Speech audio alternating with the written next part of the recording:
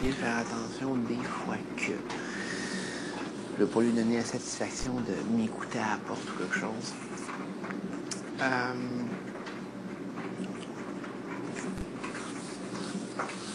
J'ai hâte de voir le reste du déroulement du jeu. Après, je me dis que quasiment c'est presque inévitable que il va arriver un moment qui est. Je vais peut-être qu'on va peut-être dans mon propre team, et le monde va se déchirer. Là, c'est à ce moment-là que moi, il faut que je mette vraiment mes pièces en place pour pas être dans aucun des conflits.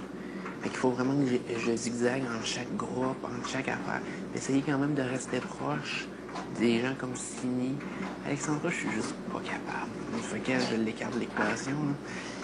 Donc, de Sini, d'essayer d'être proche de Hugues, de David, d'être proche d'Arcadio, Priscilla et Dom, mais toutes de façon séparée. Pour essayer vraiment de me faire comme, bon, ben, si, mettons, il arrive une rupture quelque part, puis que les groupes se reforment pour n'importe quelle raison, que je puisse zigzaguer là-dedans, puis pas être la cible principale de personne. C'est pas évident.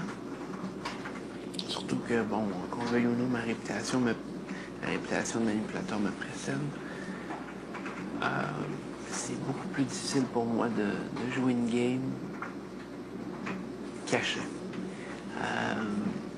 Présentement, la seule chose que je suis capable de faire vraiment, c'est d'enligner des pièces pour créer des réactions, des choses comme ça. Manipuler pour manipuler, monter les gens les uns contre les autres. Les gens se parlent trop. Dès que moi j'interfère là-dedans, le monde doute de ce que je fais.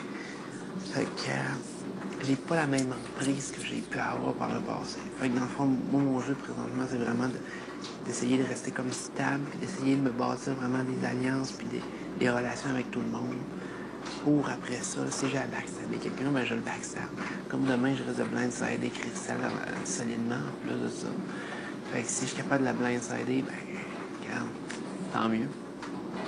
Pour moi, c'est la meilleure option. Elle ne verra pas venir. Si moi, ça me permet d'éliminer Christelle et Alexandra d'un coup. Une pierre deux coups, là, comme on peut dire. Ben, c'est sûr que c'est la meilleure option que j'ai. Dans le fond, l'élimination de Christelle, c'est beaucoup pour voir où c'est Alexandra va partir en même temps. Là, le gros hic qui va arriver, si, mettons que ce scénario-là de rêve survient, c'est que là, il va quand même avoir 3 personnes à partir d'ici la fin du loft. Ce qui veut dire que, ultimement, il va falloir que j'élimine quelqu'un qui est proche de moi. Minimum. Minimum 1. Ou une. Fait que, parce que, bon, la semaine d'après, je suis capable d'éliminer Sini. Ça, il n'y a aucun problème avec ça. Mais après ça, il faut que j'élimine encore soit Hugues, soit David, soit Doom, soit Arca, soit Priscilla. C'est certain que mon but va peut-être être de m'en aller vers David ou Hugues pour en éliminer un. Mais tu sais, rendu la dernière semaine, est-ce que je vais avoir encore la même mentalité? Je pense que oui. Je pense que je vais vouloir avoir la plus grosse finale qu'il n'y a pas. Pour moi, il n'y a jamais eu de tous les temps une télé-réalité où une légende a gagné la télé-réalité en All-Star. Jamais. C'est jamais arrivé. Puis quand je parle de légende, c'est vraiment un très très gros joueur. Fait que c'est sûr que si je suis capable au moins de provoquer ça, ben ça serait l'idéal. Pour moi, c'est ça, c'est de donner un très bon show puis qu'une légende gagne à la fin. Quelqu'un qui le mérite vraiment, quelqu'un qui a joué à la game. Fait que c'est sûr que ce que j'appellerais les joueurs un petit peu plus secondaires, c'est pas contre eux autres. Un joueur secondaire peut très bien devenir un très gros joueur à la longue. Mais présentement, si je prends l'exemple des joueurs secondaires qu'on a, je pense que j'ai encore une marge de manœuvre pour les éliminations. Surtout pour la dernière semaine, qui va être plus tough, là.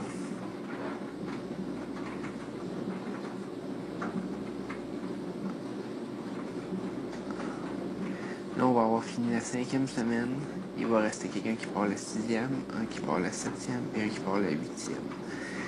C'est sûr que le meilleur cas de scénario, c'est que Sini, Mathieu Baron partent.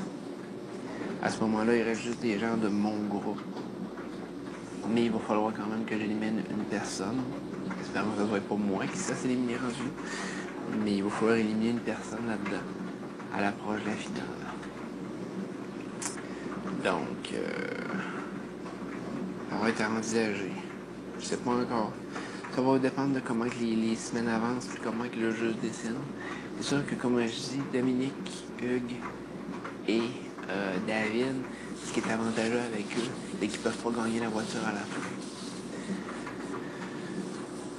Comme ils peuvent pas gagner la voiture à la fin, et que, admettons, le cas qu'il faut... c'est juste les finalistes qui peuvent gagner la voiture. Ben, c'est sûr qu'à ce moment-là, ce serait bon d'emmener quelqu'un avec moi. Puis, c'est d'emmener, je veux dire, ces trois-là avec moi, d'avoir comme une chance sur 2 ou une chance sur 3 de gagner la voiture. Quoique, moi, sérieusement, ma tête n'est pas comme sur la voiture, elle est quand même sur la maison. Moi, je visualise la maison. Si je perds la voiture, c'est pas un drame. Puis pour moi, ce sera pas comme oh mon Dieu, mais je voulais tellement la voiture. Moi, c'est le Grand Prix, je vise la première place. C'est ma revanche, c'est la revanche aussi de tous les gens qui m'ont supporté dans le 4 et qui n'ont pas eu la satisfaction de ma vie, la victoire à la fin. Pour moi, c'est comme ça que je le vois. Puis je me bats pour ça. Fait que le scénario présentement pour moi, à l'heure actuelle, comme je dis, au moment présent, c'est bien Christelle, Alex, Simi. Évidemment, si Mathieu Baron est disponible, ça aussi c'est une possibilité. Puis après ça, de tomber avec juste mon groupe à la fin et de croiser les doigts pour le mieux. C'est à peu près ça que je peux dire.